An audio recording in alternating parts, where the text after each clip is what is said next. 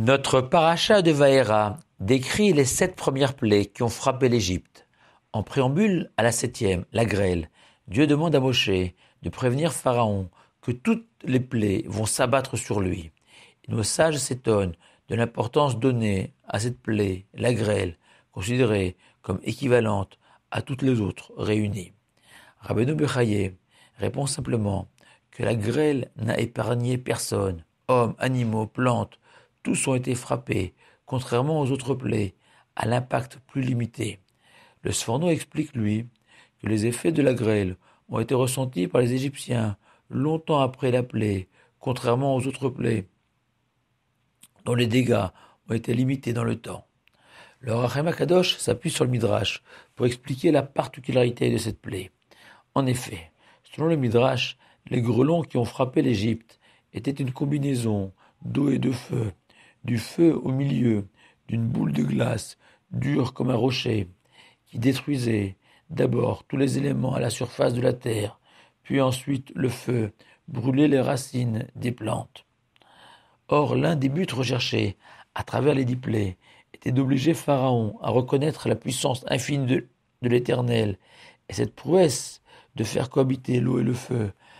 Même les plus grands magiciens égyptiens n'y sont pas parvenus, et Pharaon, devant cette grêle surnaturelle, sera contraint d'appeler d'urgence Moshe et Aaron et reconnaître « J'ai péché cette fois, Dieu est juste, et moi et mon peuple sont coupables ». La grêle a donc la valeur des 10 plaies. Le Midrash précise qu'au moment où Dieu a demandé à Moshe d'étendre sa main vers le ciel pour déclencher la grêle, l'Éternel a soulevé Moshe au-dessus des cieux. Le Shem Ishmuel justifie ce Midrash ainsi.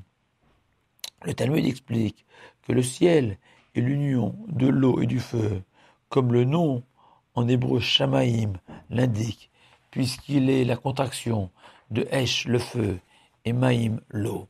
Ainsi la grêle incarnait ce célébrissime verset de Job, Oseh Shalom Mimromav, celui qui fait régner la paix au ciel, entre l'eau et le feu, il fera régner la paix sur nous ici-bas. Dans les cieux, il y a nombre d'anges, de forces, de nature souvent opposées, et qui dépassent leurs différences pour servir l'Éternel, et l'eau et le feu symbolisent ces extrêmes qui s'unissent. Ainsi, à leur image, les hommes doivent être capables de surmonter leur antagonisme, leur jalousie, pour s'unir au service de Dieu. Et cette unité, socle du peuple juif, de l'humanité, est la véritable leçon donnée par la grêle à Pharaon, tyran asservissant ses semblables, étrangers à ce modèle de société où chacun a un rôle à jouer, du plus grand au plus petit. Et cette leçon essentielle constitue aussi la particularité de la grêle. Enfin, il est possible de dire que le feu symbolise l'âme. Selon le verset des Proverbes, l'âme de l'homme est un flambeau divin et l'eau symbolise le corps humain.